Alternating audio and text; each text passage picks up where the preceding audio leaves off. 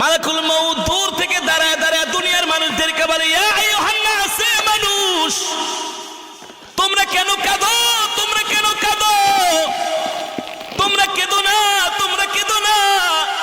আল্লাহর ইজ্জতের কসম, আল্লাহ তাআলা যতদিন তার হায়াতের জিন্দেগি দিয়েছিল ততদিন সে বেঁচে ছিল।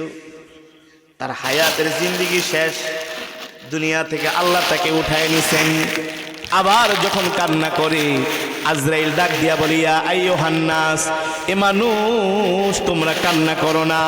তার জন্য আল্লাহ তাআলা যতটুকুন রিজিক বরাদ্দ করেছেন ততটুকুন সে রিজিক খেয়েছে, তার একটা রিজিকও আর অবশিষ্ট নাই, তার রিজিক শেষ। এই কারণে আল্লাহ তাআলা তাকে দুনিয়া থেকে উঠায় নিয়েছেন। ঠিক কিনা? আবার মানুষ যখন কান্না করে, কবর ডাক দিয়া বলে, আজরাইল ডাক দিয়া বলে, হে দুনিয়ার মানুষ কান্না করো না, যে ইন্তেকাল করছে সে তো দুনিয়া থেকে বেঁচে গেছে।